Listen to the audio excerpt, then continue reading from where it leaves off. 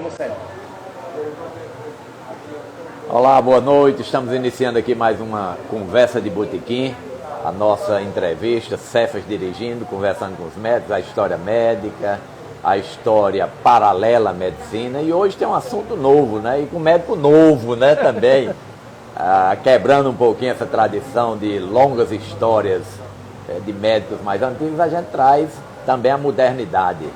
Vamos tratar aqui das questões da informática, da invasão da web na vida dos médicos e da nossa profissão.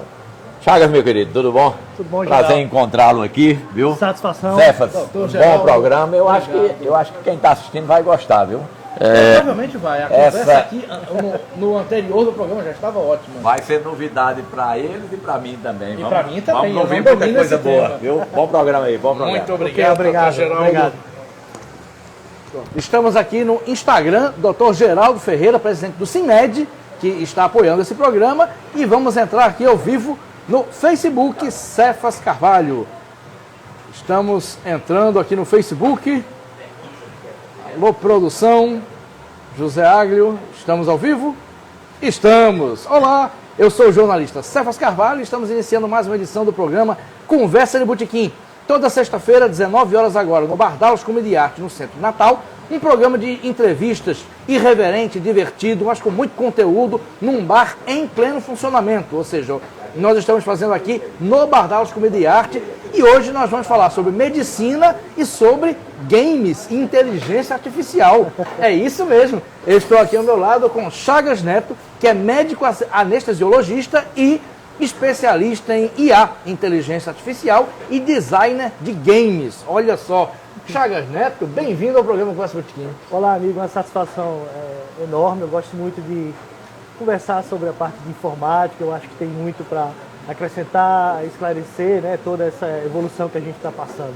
Perfeito. Vamos conversar muito sobre games, vamos conversar sobre inteligência artificial, falar um pouquinho de medicina também, né? Sempre é bom. Sempre é bom. Afinal de contas, tem muito médico aqui, muita gente bacana aqui. Daqui a pouco eu dou um abraço para cada um. Vou fazer aqueles dois velhos lembretes. Primeiro, o programa tem produção e filmagem de José Aglio, tem mídias sociais e assistência de produção de Natália Chagas, hoje em emissão externa, e nós temos aqui o apoio logístico do Lula Belmont no Bar Dallas. E o lembrete mais importante, como o programa é interativo, você pode assistir aqui no Bar Dallas. Vem aqui comer, beber, depois ouvir música, fazer perguntas aqui em tempo real para o nosso entrevistado. E quem está acompanhando pelo perfil Cefas Carvalho do Facebook, pode fazer perguntas, a produção anota aqui e traz para mim. Eu já tenho um monte de pergunta aqui, que eu sou leigo completo em tecnologia, eu sou daquele que meus filhos têm que baixar aplicativo de banco para mim. Mas tudo isso a gente vai falar. Chagas Neto, uma alegria tê-lo aqui, estou cheio, a gente estava conversando aqui, a conversa estava ótima, cheio de assuntos, mas para manter a tradição do programa, eu sempre pergunto sobre como a pessoa chegou naquilo que se tornou conhecida hoje, no seu caso médico, Sim. anestesiologista, mas também com essa pegada na tecnologia, como eu já falei. Como é que foi sua infância? Fala um pouquinho. Você tinha medicina em casa, mas você era nerd, você gostava de game. Fala um pouquinho disso. A gente sempre teve a influência, né, muito forte da saúde. A gente veio de uma família de várias gerações que se dedica à saúde. Meu pai é anestesiologista, meu avô era enfermeiro. Só que eu sempre fui muito voltado à área da tecnologia. Eu sempre gostei muito de videogames.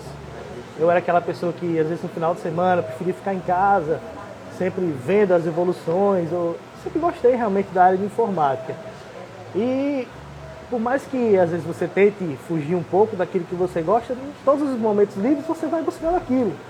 E, naturalmente, você vai migrando de uma forma espontânea para aquilo que você gosta, né? Então, por mais que eu tenha ido para a médica, realmente eu gosto muito de fazer anestesia, né? Me encontrei muito na profissão, só que todo o tempo livre que eu tinha, eu puxava, vamos ver uma tecnologia, vamos ver uma inovação, vamos ver onde é que a gente pode melhorar. E eu sempre fui buscando trazer isso para dentro da minha vida, né? Por uma questão de satisfação pessoal, realmente. Isso criança mesmo ainda. Isso, desde criança eu sempre gostei da parte tecnológica. Eu nunca fui uma criança que idealizava, vou fazer medicina. Não, eu sempre fui uma criança muito mais da área tecnológica. Tanto é que eu sempre tive uma dificuldade muito grande de escolher em qual área o vestibular eu ia prestar, né? Eu cheguei no último ano em dúvida se eu ia fazer medicina, se eu ia fazer física, se eu ia fazer alguma área relacionada à matemática. Eu assistia no pré-vestibular, eu lembro como se fosse, você perguntou, eu lembro como se fosse hoje, eu fazia, eles dividiam as turmas por área, né? Naquele tempo fazia assim, hoje em dia não sei como é, mas eles dividiam por área e eu assistia um dia aula na área biomédica, um dia na aula da matemática, na parte de exatas, né? E aí o pessoal dizia, você vai se decidir? Eu falei, não sei, quando chegar na hora a gente vê. E eu ficava muito indo para uma área, para outra. Minha mãe fez engenharia, sempre gostou muito de matemática, e isso é sempre uma inspiração também, né? Perfeito. Pelo que você está falando, deixa eu perguntar, você era aquela criança que consertava coisa em casa, que toda família ajeitava Isso. coisa, seu pai não entendia como programava um videocassete, você ia lá, era esse tipo de criança? Eu sempre gostava, não de montar em si, eu gostava da parte realmente eletrônica, relacionada à televisão, a parte de videogames. Tem algumas fotos eu montando alguns motores, mas eu não tinha muita habilidade manual. E por não ter tanta habilidade manual, aquilo que gera de dificuldade de barreira, você tende a se afastar um pouco. Eu tenho o irmão do meio que é anestesista, ele tem uma habilidade manual tremenda. Ele monta as coisas de uma forma absurda. E eu ficava olhando aquilo e dizia, eu não vou conseguir montar isso. Entendeu? Então assim, eu sempre fui uma pessoa assim, que sempre entendi muitas limitações. Desde pequeno, eu sempre tinha essa maturidade de ver que eu tinha uma dificuldade maior em fazer uma coisa, em montar, alguma dificuldade maior em realizar. Por exemplo, o meu irmão ele é 1 ano mais novo que eu, mas ele andou de bicicleta antes de mim, ele conseguia montar coisas que eu não conseguia. A inteligência ela tem muitos campos e você tem que justamente respeitar. Né? Para você dizer que uma pessoa é mais inteligente que outra é muito complexo. Né? Tem a pessoa que tem inteligência emocional, outra pessoa tem inteligência na área social, na área de fala, na área motora propriamente dita. Então assim, eu sempre soube muitas minhas limitações e sempre fui muito realizado dentro daquilo que eu conseguia realizar de forma boa, né? Perfeito. Chagas, e quanto à adolescência? Aí na adolescência você continuou com tecnologia, você saía para jogar game? Na adolescência piora, né? Aquilo que você gosta de fazer, né? A gente acaba jogando cada vez mais, se dedicando, e aí você sempre ficava imaginando se você pudesse fazer um jogo seu, né? Se você pudesse criar alguma coisa que fosse sua. Só que o grande detalhe é que tudo isso é muito novo. Quando a gente tinha 12, 13 anos, essas profissões, isso que a gente fala hoje, não existe, nada existe. Então, você falar em game design, que foi o primeiro curso que eu fiz fora da área médica, eu fui estudar game design em 2016, entendeu? Eu já tinha 33, 34 anos. Por quê? Porque o curso de game design era muito novo. Em 2016 não existia praticamente uma faculdade de game design. Você fazia alguns cursos, né? Eu fiz um programa canadense, umas aulas, mas não tinha uma faculdade na formação. Até hoje em dia o curso de game design é oferecido em pouquíssimas faculdades do país. É verdade. Pouquíssimas. Porque é um curso muito novo. Então, quando a gente se refere à questão da adolescência, você imaginava como fazer as coisas, mas você não sabia como fazer e você nem sabia que aquilo era uma profissão, porque não existia. Né? Quando a gente fala de fatos atuais, de projeções para o futuro, é muito difícil, porque a gente não sabe as profissões que vão existir, que vão chegar. E aconteceu isso. Na adolescência não existia essa profissão de game design. Existia um programador que, para você conseguir... E aí eu fui pesquisar isso depois para entender a história no curso de formação, faz isso. Mas na década de 90, que era quando eu era adolescente, para você ter acesso aos programas para fazer um jogo, você tem que ter uma licença que custava milhões. Então, assim, só era acessível às grandes empresas. Mesmo que você quisesse, que você tivesse vontade, você não conseguia. E aí, à medida que a tecnologia vai avançando, essas permissividades, essas permissões, elas vão massificando. Sim. Entendeu? E vai tornando de uma forma mais fácil. Né? Hoje a gente consegue, qualquer criança de 6, 7 anos consegue fazer aula de robótica, aula de programação, aos 12 já consegue fazer o seu próprio jogo. Porque as licenças hoje para você fazer jogos são free, elas são gratuitas. Então quando você tem a massificação, fica muito mais fácil você pôr em prática aquilo que você sonhou. É verdade. E pelo que eu estou percebendo, Chagas, você não queria só jogar, você não queria só a tecnologia como benefício, você queria entender o mecanismo, Sim. não é isso? Eu sempre tive. Sempre foi isso. Sempre, eu tinha vontade de entender, compreender como aquilo era feito. Só que assim, era muito distante, né? Muito distante da minha área. da minha área que eu digo assim, o país, o Brasil tem muitas dificuldades tecnológicas, né? E quando você procura entender, é muito mais, você tem, naquela época, na década de 90, você tem que ir atrás. Sim. Só que aí, como é que você ia atrás? Não tem opção. Lembrando, a década de 90 era pré-internet. Então era pré-internet, né? Você não tem condições, é livro. Não tem livro. Não existe livro.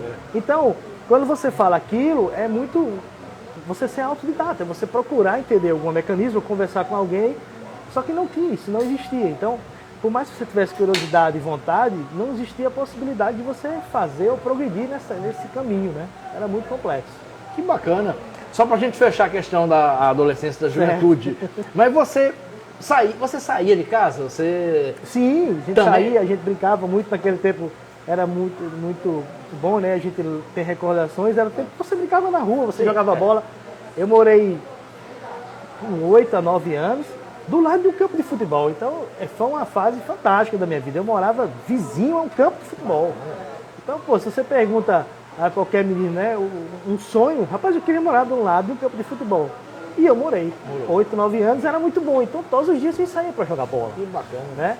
Era uma realização. Naquela época, todo mundo, o pessoal saía para a rua, não tinha violência que tem hoje, a gente conseguia andar a pé. Então, as brincadeiras eram realmente na rua, eram na calçada. Era uma outra realidade, era outra realidade. Sim. Perfeito. Vamos chegar agora à formação. Mas aí, mesmo com essa curiosidade tecnológica, as limitações, chegou aquele dia de entrar na universidade. E como é que foi esse processo? Quando chega na parte de você escolher essa questão de faculdade, é sempre muito complexo. E aí, eu sempre fui uma pessoa extremamente racional. Né? Minha mãe sempre me deu uma orientação muito boa. E aí, quando chega na hora de você escolher, você começa a perceber que por mais que você tenha vontade de ir para uma área, se você tem áreas que você tem uma afinidade, às vezes é melhor que você escolha uma área que economicamente existe uma garantia e um alicerce maior. Um dos planos que eu sempre tive desde cedo era que eu progredisse por uma área que me desse condição de, além de ter uma família, eu conseguir sustentar os meus próprios projetos, porque eu já sabia que ia ter essa dificuldade. A maior dificuldade que a gente tem hoje no país, em termos de empreendedorismo tecnológico, é que as pessoas elas não querem investir. Então, por que não querem investir? Porque o risco é muito alto, o retorno demora 6, 7, 8 anos. Então, você só tem uma opção. No começo, você tem que investir, ou você ou seus familiares. Que isso é a primeira fase de investimento de toda startup. Qual é a primeira fase de investimento de toda startup? Ou seja, de negócios que estão começando, tanto na área tecnológica como em qualquer outra área. É a fase que eles chamam de 3 Fs, né? São os amigos, a família e o full, que é o tolo. É friendly, friendly e full. Né? O tolo é você tem a família e tem os amigos. Então, essa tríade, que eles chamam de triple F, né? Que é o Family, Friend e Fools, é a primeira fase da startup. E aí eu sempre, logicamente, que não tinha esse conhecimento, porque isso não existia. Sim. Tudo isso que a gente está trazendo são conceitos novos, são conceitos de 2, 3 anos para cá. Só que eu sempre tive a concepção de que eu precisava ter uma estabilidade econômica para poder investir nos meus próprios projetos. E durante muitos e muitos anos foi assim. Né? Até pouco tempo, tudo que a gente fazia, construía era do nosso próprio dinheiro. Você vai esperar que alguém vá financiar você, alguém vá dar linha de crédito, você não vai conseguir. E aí você não consegue pôr em prática.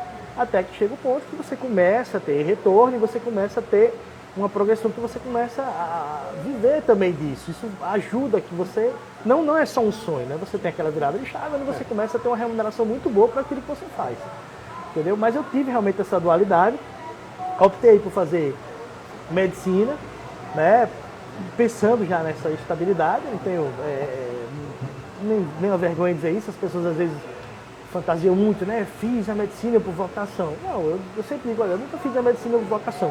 Me encontrei, gosto muito do que eu faço, sou muito bem realizado, entendeu? Exerço a anestesiologia com muita vontade, gosto muito da parte humana, de conversar com os pacientes. Que bacana.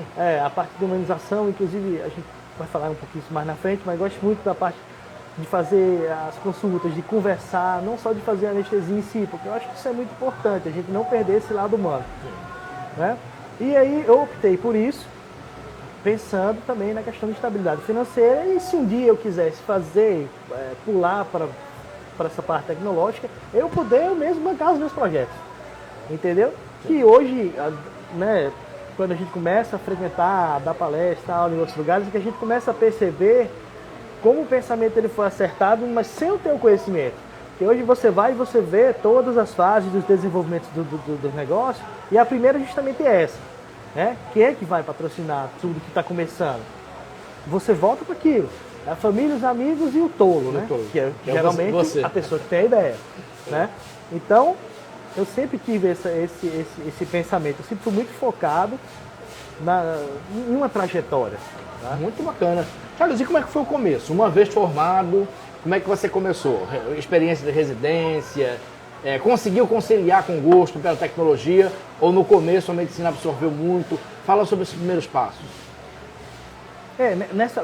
Tanto na parte da medicina, e depois vem a parte da especialização, é a parte que você se afasta mais, porque é um curso que consome muito, né? Você acaba se afastando, e por ser um curso integral, manhã, tarde, é muita aula, né? São muitas provas, é muito cansativo, você acaba realmente se afastando um pouco do sonho, né? Achava que eu não ia voltar, porque a gente não sabe, a vida é uma coisa muito difícil.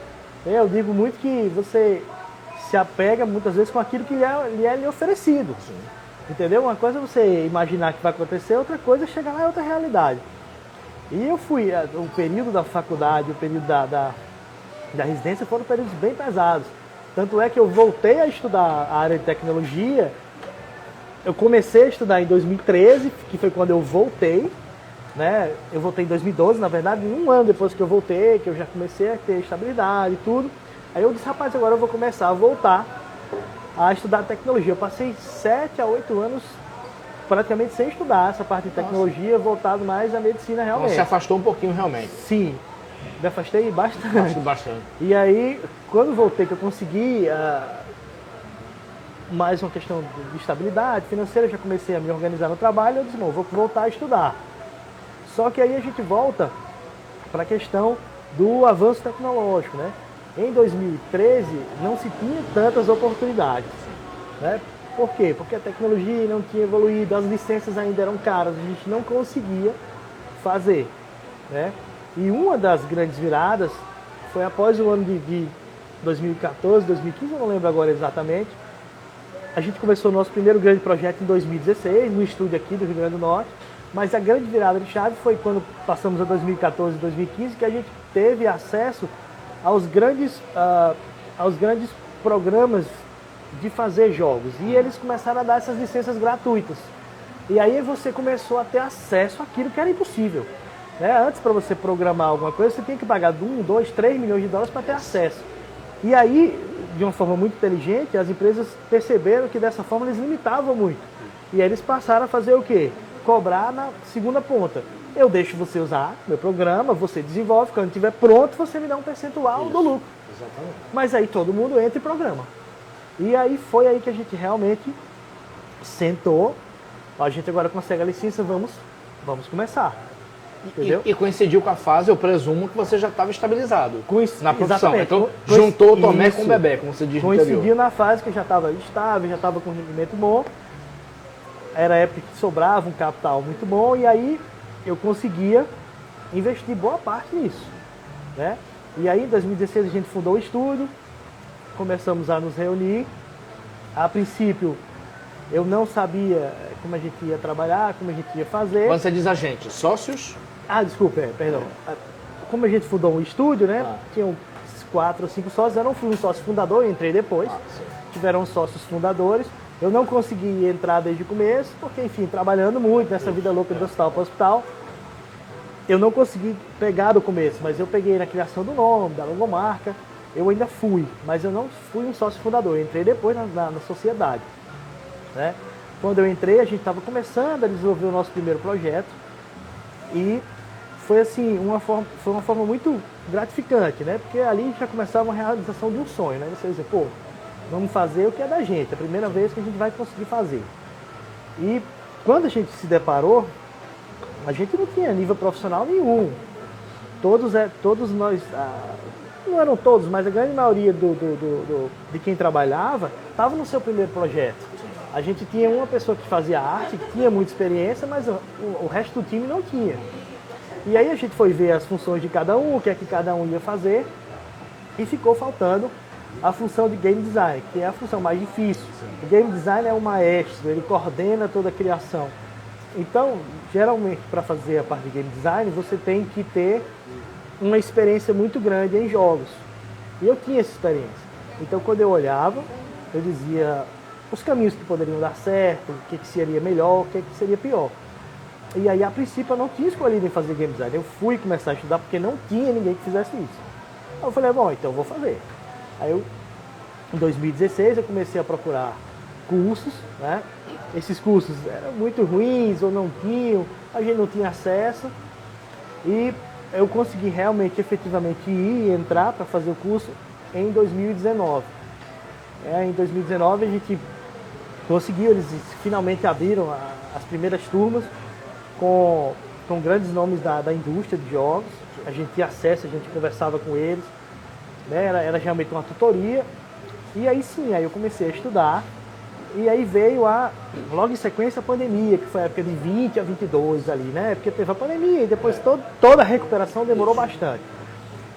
E aí nessa parte aí, de 20 a 22, eu já tinha começado o curso de Game Design. E aí eu resolvi realmente acelerar.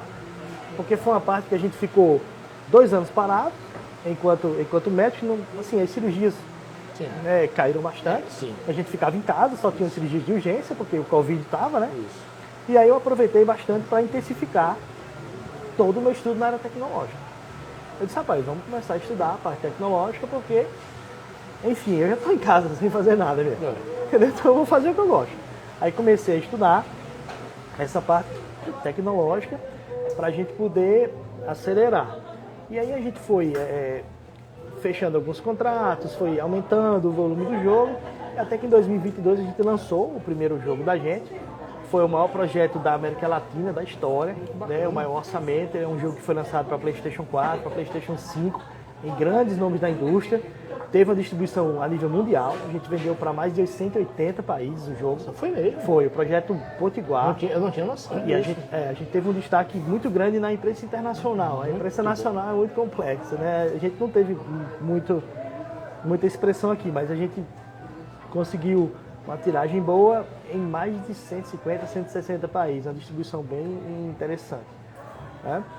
Aí a gente terminou o projeto em 2022, outros projetos, eu participei de mais de um projeto e tem outros projetos acontecendo, só que aí nessa parte de 2022 foi quando eu comecei a ter os primeiros contatos no que viria a ser a área que eu estou atuando agora, mas que é a parte de inteligência artificial e automação, né?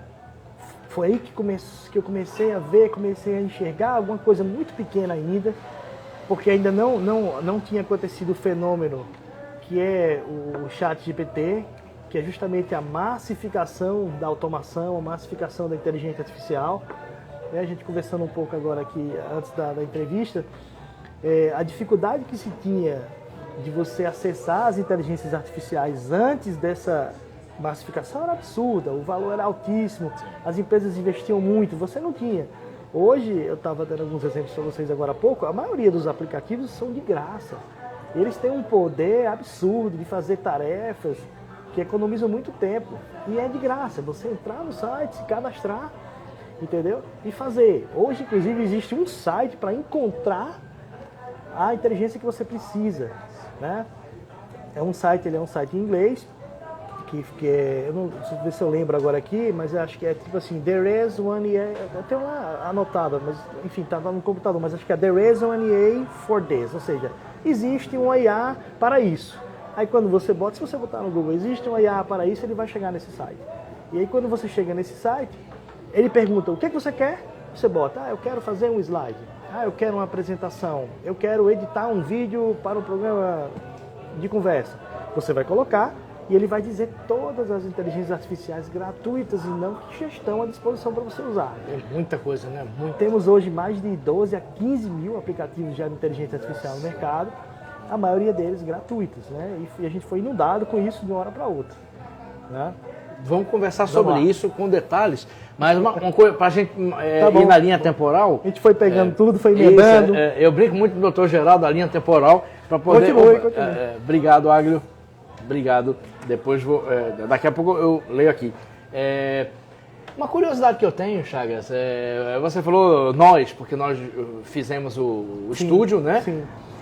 Os seus sócios, os seus colegas, se surpreendiam de você, de repente, estar num plantão e ir lá, dizer assim, o que esse médico está fazendo aqui? Havia uma surpresa, havia um estranhamento? Na verdade, eu participava muito pouco. Porque como eu ficava dentro do hospital, a minha participação era muito mais em forma de orientação e muito mais em forma de conselho. A gente fazia reuniões online. Eu não tinha tempo de ficar no estúdio. Eu estava dentro do hospital, fazendo cirurgia ou em plantão. E sempre a gente fazia as reuniões, mais a tipo de orientação, né? Eles traziam os problemas. A gente está com um problema nessa parte, nessa parte, nessa parte. Aí eu dizia, ó, esse problema resolve assim, esse assim, esse assim. E eu botava para eles fazerem. Eu não tinha como ir. A função do game design é uma função muito mais de orientação, de ver os problemas. É uma função de criação, na verdade. Não é uma função de mão na massa. Quando você pensa assim, você trabalha em um estúdio, é aquela pessoa que passa 8 horas dentro do estúdio, programando, trabalhando. Não. A pessoa que faz game design é o cérebro da operação. Então, eu pensava isso que você disse, que era quem fazia... Isso, eu estou ali para resolver os problemas e não fazer o trabalho braçal. Né? É como se fosse mais ou menos o arquiteto, o engenheiro e o pedreiro. O pedreiro seria o programador, né? O engenheiro, ele fiscaliza a obra, que seria a pessoa que estaria abaixo de mim, e o arquiteto é quem idealiza tudo, e ele idealiza os problemas, juntamente com o engenheiro. Então, quando você vai ver, o arquiteto, ele vai bem menos na obra do que o engenheiro. Sim, exatamente. Só que tudo passa por ele. Passa por ele. Entendeu? Então, é a mesma construção. Quando você fala nas bases para você construir um jogo, né, você tem as linhas de hierarquia, vamos dizer assim. Sim. E o game designer é um maestro. Ele não necessariamente ele precisa ficar no local, mas todas as principais decisões passam por ele, as decisões de ajuste, né? Entendeu? E aí com isso eu fui conseguindo conciliar. Mas sempre realmente, assim, em termos de presença no estúdio, eu era bastante ausente. Eu ficava no hospital trabalhando, só que toda a vida à noite eu chegava, sentava, via os problemas, dava os comandos e ia tocando. Na hora de decidir para qual lado eu ia, a gente sentava na mesa e apontava as decisões. Geralmente eu decidia com outros sócios e a gente ia resolvendo, né? Por falar sobre decidir, sobre isso, vamos pegar uma parte didática aqui. Eu sou quase leigo em games. Eu só sei de games porque meu filho jogava LOL. Meu filho Pedro jogava LOL. E hoje ele tem uma empresa de produtos geek e de animes. Tá bacana. Tem uma empresa, a Wanted. A Wanted, não vou olhar. Tá bom, especializado em produtos de One Piece. Vou dar uma olhada. Por causa dele eu sei, senão seria leigo completo. E muita gente que está aqui, como quem assiste a gente, não tem esse domínio. Já passou dos 40, não tem esse domínio. Então, quando você fala game, embora eu tenha uma noção, mas para quem está acompanhando a gente, quando você fala game, é um jogo. Só que certamente não é um jogo como a minha geração dos 50 anos jogava. Não é aquele Galáctica que você jogava, é outra coisa. Conta pra gente como funciona um jogo, qual é a complexidade dele, quais são as variedades. À medida que a tecnologia vai avançando, para que você consiga um resultado melhor, você tem que dividir por áreas, porque o nível vamos dizer assim, de expertise em cada área é muito alto. Quando você pegava na década de 80, na década de 90, você tinha 3 pessoas para fazer um jogo, porque você não tinha como fazer, nem que você quisesse, você não tinha ferramenta para fazer. Era a navezinha fazendo assim e atirando. Só que hoje o nível de complexidade é tão grande que beira o realismo. Você não sabe, dependendo esses de última geração, agora da 6ª, 7ª geração, você não sabe mais. Se você colocar uma imagem e você passar, e você não prestar muita atenção, você não sabe a diferença entre aquilo ali e a realidade. Eu já entrei num bar que estavam botando um FIFA. Como se fosse jogo. FIFA e tinha gente assistindo. O FIFA é um exemplo muito bom. Eu tive que avisar bem constrangido que não era nós já temos hoje casos, esse inclusive ficou bem famoso, de um streamer que ele estava streamando uma partida de FIFA dizendo que era o jogo original. E ele teve centenas de milhares de visualizações. E aí depois de 15 minutos, porque o tempo do vídeo é bem mais rápido, mas depois de 10, 15 minutos ele disse que era fake, pediu desculpa. Mas assim, o nível da imagem era tão real, eu não lembro agora exatamente quais foram os times que ele streamou, mas ele botou a televisão lá, ele pegou um PlayStation 5 desse da vida e começou a streamar. E coincidiu dele botar o jogo na hora, vamos supor, vai ter Flamengo e Botafogo agora. Ele pega, quando começa ele bota Flamengo e Botafogo no PlayStation, ele começa a jogar e o pessoal que está acompanhando só pelo stream dele, porque ele abriu a transmissão, né? Muitas vezes o jogo ele é para uma TV paga, muita gente não tem acesso. Então, eu vou transmitir Flamengo e Botafogo. Aí você abre lá no PlayStation, começa a jogar. Aí daqui a pouco tá 3x0 pro Flamengo, 3x0 pro Botafogo, na vida real tá 0x0. Aí o pessoal começou a ver no UOL e falou, pô, mas peraí, o jogo tá 2x0, aqui tá 0x0. E esse foi um caso bem interessante, né? Aí na verdade, ele, depois de 10 minutos ele pausou e na verdade foi um experimento, né? Ele era patrocinado, eu não lembro agora se era pela Sony ou pela Microsoft, ele era patrocinado justamente para provar isso aí. Mas é um experimento terrível, né? Sim. Porque se tanta gente caiu nisso, é porque era muito real. Exatamente. Né? Ele foi, tipo, pago para provar que dava para fazer. Entendeu? E aí, quando foi... Mas só que, com pouco tempo, ele viu que o negócio estava tomando uma proporção muito grande, que poderia realmente sobrar para ele muito, e ele pausou, pediu desculpa, disse que era parte do experimento, que o pessoal ia entrar, e realmente ninguém percebeu, até que ele parasse o nível de realidade que atingiu. Então, para que a gente tenha esse nível de realidade, a gente precisa ter uma cadeia muito grande de profissional. A gente tem que ter um profissional que faça desenho, a gente tem que ter um profissional que faça programação, a gente tem que ter um profissional que mexa na iluminação do jogo, ele faz só a luz do jogo. Eu tenho que ter um profissional... Eu tenho que ter um profissional que mexa na iluminação do jogo, eu tenho que ter um profissional que faça só a bola, eu tenho que ter um profissional que faça só a camisa do jogador. Então assim, quando você vai ver os grandes jogos de hoje, você tem 1.000, 2.000, 3.000 pessoas trabalhando naquilo ali. Nossa. Entendeu? É uma empresa gigante para você fazer. O que garante o realismo, né? Um o jogo como realismo. Last of Us, por exemplo. Pronto, um jogo como Last of Us, eu não tenho um número exato aqui para você, mas eu lhe garanto que foi muito mais do que 500 pessoas e muito mais do que 100 milhões de reais para fazer um jogo desse. É lógico que o Last of Us, ele teve um retorno de mais de $1 bilhão, mas você gasta de 100 a 200 milhões de reais. É o orçamento de um filme. Eu não sabia disso. Né? Os jogos hoje, eles têm o tamanho e o gasto de um filme. Então, se você vai fazer, eu peguei aquele último Top Gun aí do Tom Cruise, é mais barato do que muito jogo de videogame, entendeu? Então, assim, é por isso que a indústria hoje do videogame ultrapassou o cinema e ela movimenta valores absurdos. Porque o gasto é muito grande, mas também o retorno aumentou. É grande. Né? Aí você falou do jogo que vocês desenvolveram aqui em Natal. Sim. Sobre o que se tratava? Agora bateu curiosidade. Qual era a dinâmica do jogo? O nome do jogo era Dolmen. Né? Você pode pesquisar aí na internet. É, na verdade, uma ficção científica espacial. Você era um general, onde você era mandado para um planeta para você investigar uma nova fonte de energia, chamada Dolmen, e essa fonte de energia causava uma dobra espacial que permitia que você viajasse entre os universos de uma forma mais rápida.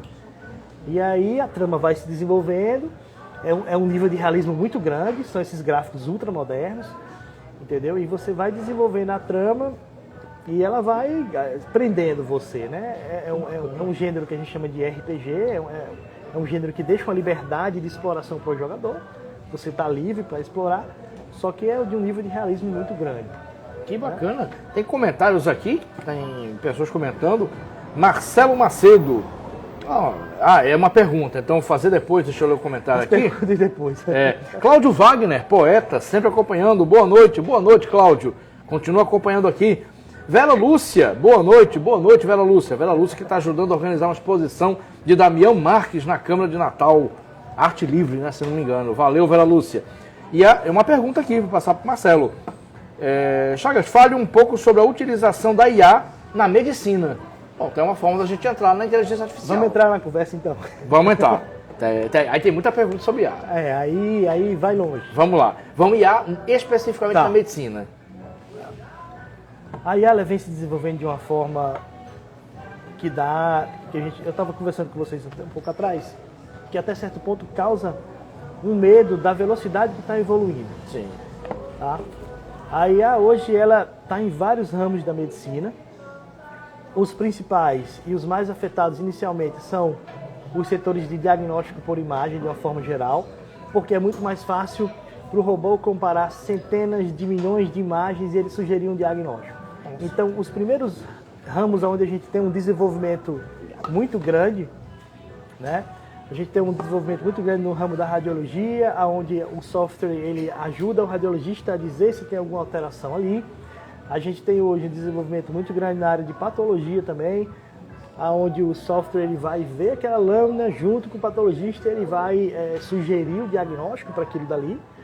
Entendeu? A gente já tem também um software, esse software chinês que ficou bem famoso, que ele ajuda a examinar o olho e ele prediz a chance da pessoa ter cegueira em tanto tempo. Mas Chagas, como leigo duplo, eu sou leigo em medicina e leigo em inteligência artificial. Sim. Como é que o médico procede? Ele faz a pergunta, ele digita, ele fala. Como é que ele avalia assim? Por favor, me dê o diagnóstico de paciente X dessa forma. Como é o mecanismo? Vamos lá, para a gente explicar de uma forma bem tranquila. Isso. Para entender, acho que a melhor forma é a gente transformar a IA em um robô que desempenha uma determinada função. Perfeito. A forma como você vai se comunicar com esse robô depende de cada aplicativo. Tá. Tem aplicativo que eu me comunico com o robô através de um chat, ou seja, de uma pergunta e resposta. Tem aplicativo que eu me comunico com o robô através da minha voz. Eu posso perguntar, por exemplo, qual o diagnóstico que você sugere, e ele responde. Ou eu tenho que digitar qual o diagnóstico que você sugere. Quem está acompanhando associa com a Alexa, né? Isso. Alexa, bota a tua música. Pronto. Alexa. A Alexa, ela foi, vamos dizer assim, a primeira massificação e contato popular com a IA. Com a IA.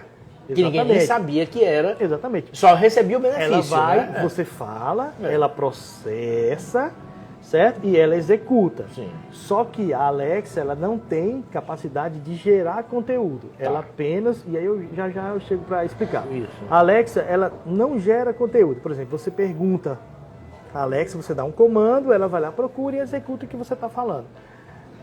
A gente teve um nível de evolução, que na verdade esse nível de evolução começou em 2017, quando a gente evoluiu para uma nova categoria de código. E foi aí que a gente começou a decrescer a capacidade da Alexa, porque a Alexa ela foi feita em modelos anteriores, onde você dava uma ordem e ela obedecia. Mas ela não processava aquilo que você falava e ela não gerava dados. Um exemplo para a gente entender, que a gente chama de inteligências artificiais generativas, ou seja, elas geram dados. O que acontece? Se eu perguntar hoje, para um exemplo, o ChatGPT, eu falo nele porque é o mais comum, mas se eu perguntar para o ChatGPT o que eu perguntar, ele vai raciocinar em cima do código que ele tem e ele vai dar uma resposta pensada. Se eu perguntar qual é a melhor bateria para o carro tal, aí ele vai pesquisar e vai dizer, a melhor bateria é essa. Aí você diz, sim, mas o preço é esse.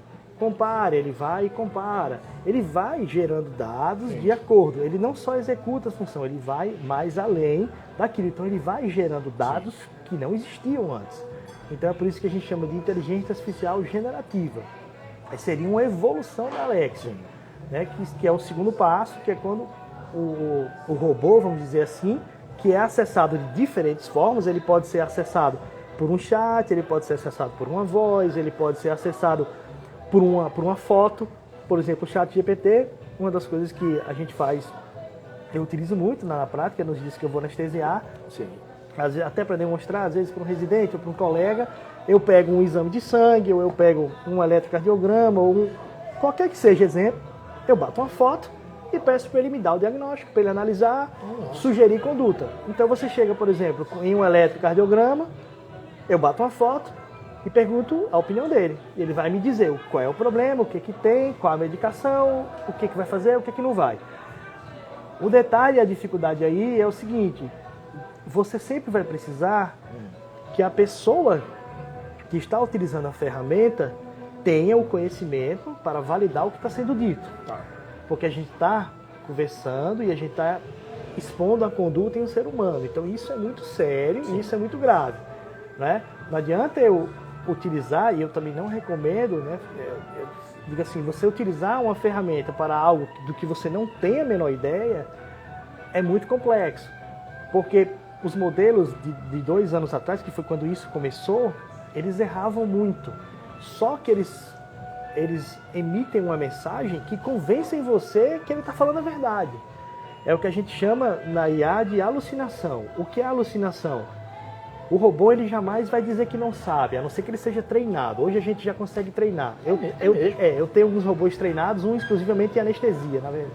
Então, o robô que eu treinei, se você perguntar algo que ele não sabe, ele diz, não sei, ele não inventa. Nossa. Só que há 2 anos atrás não existia essa tecnologia de treinar um robô. Respondia qualquer coisa. Qualquer coisa, e ele responde de uma forma que você acredita que ele está certo. Então, o risco que a gente tinha nos modelos anteriores, isso há 2 anos atrás, era de você fazer uma pergunta, você podia perguntar para o robô, por exemplo, quantos títulos mundiais tem o Flamengo? Por exemplo, uma pergunta bem simples. E ele diz, o Flamengo tem 2 títulos mundiais, ganhou o segundo... Ele começa a inventar. Ganhou o segundo em Tóquio no ano de 1987. É mentira, o Flamengo não tem 2. Também tem um título mundial. Entendeu? Só que ele começa a construir um contexto que você jura que está certo. Nossa. Só que isso daí, nas formas primárias, há 2 anos atrás. Hoje a gente chegou num nível que os robôs eles permitem o treinamento e o índice de alucinação deles é praticamente 0. Eles não erram. A gente está chegando no nível que eles praticamente não erram mais. E se eles estiverem inseguros, eles dizem que não sabem. Esse é o nível que a gente está chegando. Só que aí vem aquela outra questão. Por mais que a gente aumente a confiança nas respostas, é muito importante que, independente da área que você tenha, você pode ser um jurista, você pode ser um médico, você pode ser um engenheiro, você tem um conhecimento daquilo, entendeu? Você pode hoje simplesmente chegar, você botar os dados você tem um escritório de advocacia e você coloca lá, lógico que você não vai colocar dados sensíveis, ou seja, você não vai colocar nome, nada do paciente, mas você, do seu cliente, né? Porque agora estou falando de um advogado, por exemplo, do seu cliente. Ele vai chegar e vai dizer, olha, eu queria saber se eu tenho direito a pensão alimentícia nisso. Você faz uma consulta rápida. Tem isso aqui, tem direito nisso. Ele responde 3, 4 segundos com a precisão de 99,999%. Ele não vai errar. Nossa. E aí ele vai dizer a você, ainda diz de onde ele tirou a lei, qual livro, qual inciso, ele diz tudo. E aí quando você termina essa primeira resposta, a segunda você faz, ok, elabore uma peça judicial de defesa desse cliente. Você dá enter, ele elabora a peça judicial. Quando terminar a peça, você vai para o terceiro. Você pega e diz, agora elabore a minha linha de defesa e o que eu devo falar no tribunal. Você dá enter, ele vai dizer o que você deve falar no tribunal, baseado em milhões de defesas que existem. Agora, isso tudo, você pergunta assim, ele não erra. Tudo bem, ele não errou. Só que aí, quando você vai para a questão do direito, tem muita questão da subjetividade, tem muita questão interpretativa. Isso. Então, por mais que ele tenha jogado para você as leis de uma forma pura, aquilo ali, por mais que seja lei, não significa que você vai ganhar ou perder. Sim. Porque da lei para aquilo ser executado, tem muito rodopio. Entendeu? Mas isso aí, por exemplo, na área de exatas, é uma mão na roda, é muito bom. Você chega, você pega dimensões, você pega fórmulas complexas, você bate uma foto, diz, resolva, ele resolve.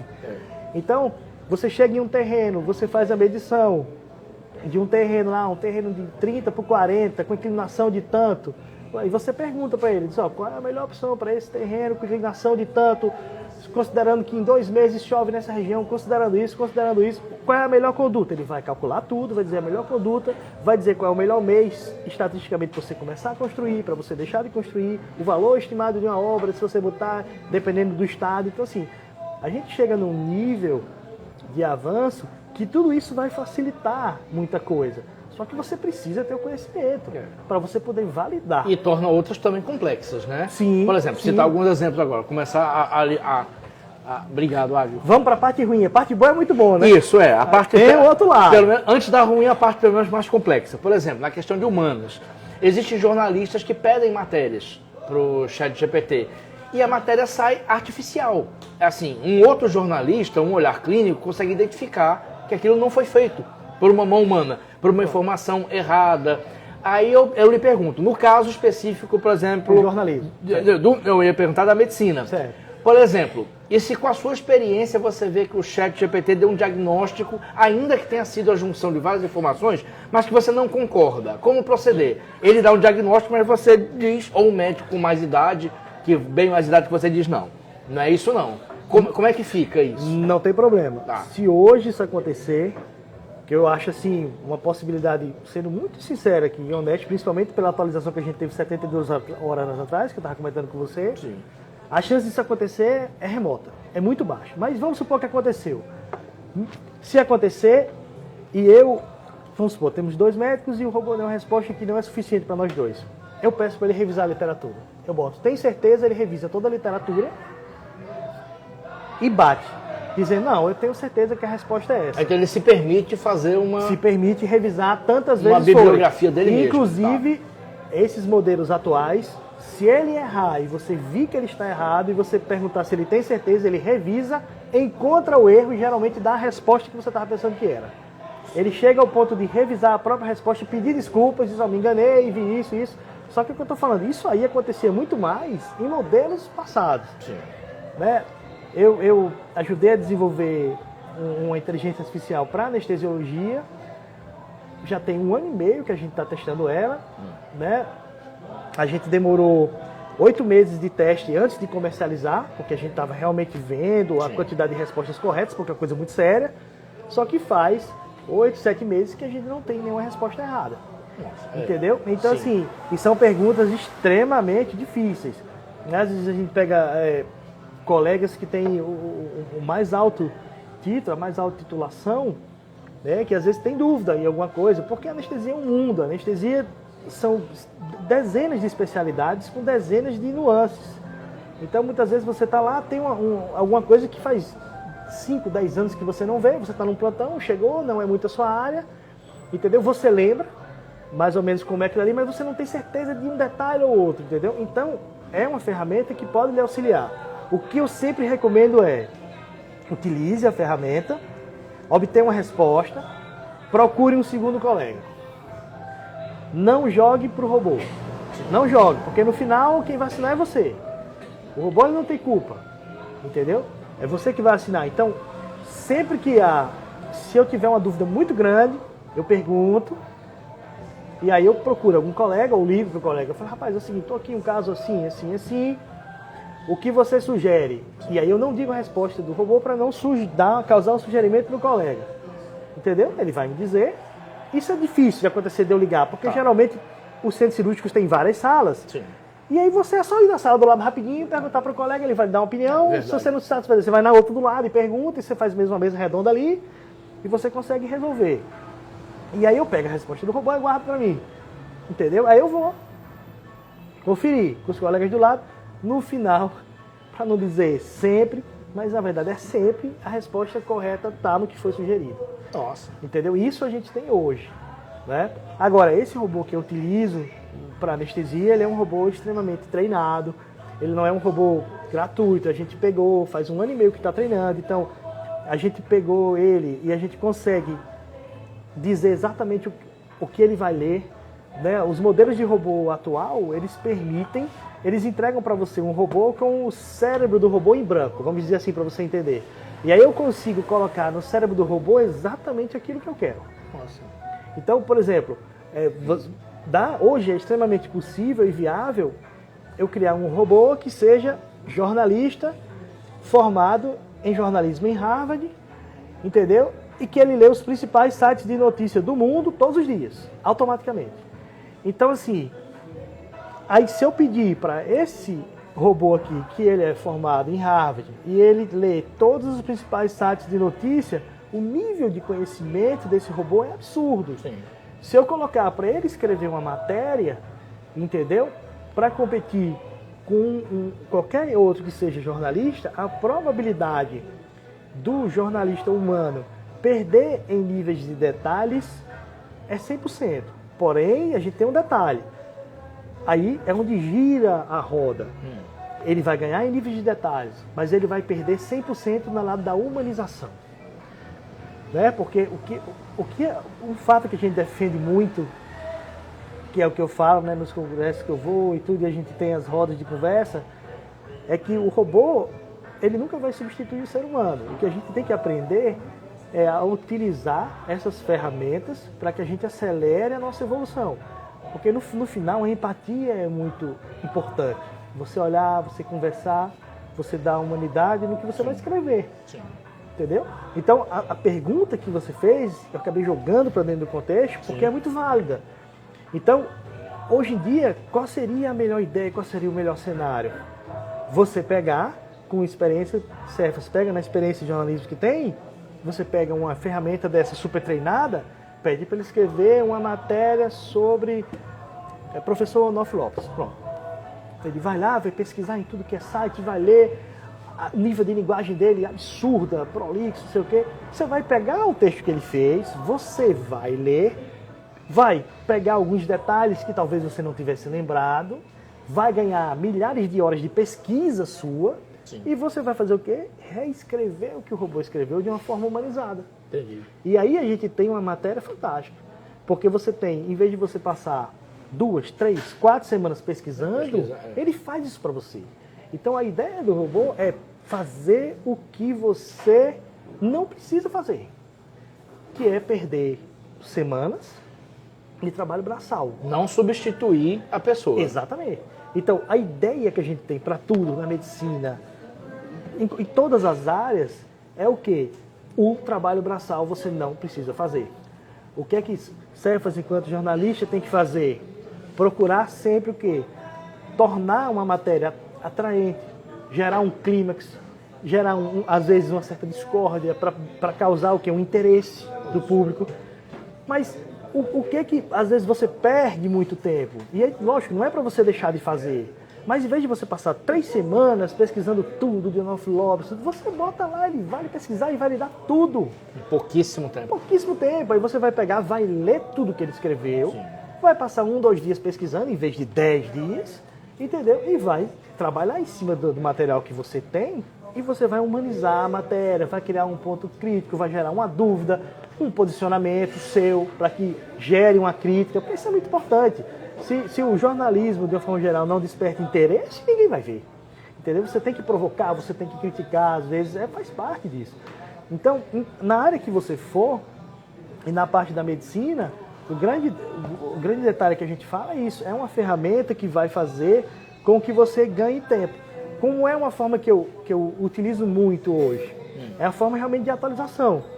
Eu, em vez de pedir, que ele me sugira para fazer alguma coisa, às vezes eu estou em casa, aí tem, sei lá, você tem 10, 15 livros que falam a mesma coisa. Você fala, rapaz, faz o seguinte, você dá o prompt. Prompt é um comando, ou seja, uma linha de comando para o robô. Sim. Você pede para que ele me dê o que existe de mais atualizado em protocolo para tal doença. Você dá Enter. Quando você faz isso, ele vai ler os 15 livros, vai pesquisar nos sites que eu mandei, ou seja, não sites de domínio público, sites especializados. Sim.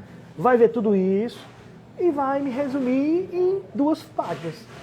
Então, em vez de eu passar 2 semanas atrás, eu vou entrar num site para pesquisar qual artigo vou ler. Não. Você vai dar um Enter, ele vai fazer isso por você.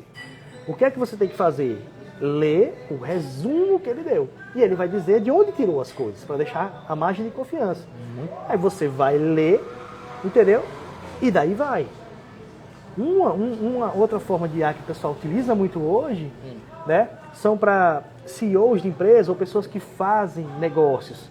Né? Por exemplo, amanhã eu vou me reunir com a Brahma, por exemplo, ou qualquer marca de cerveja. Pô, não entendo nada disso.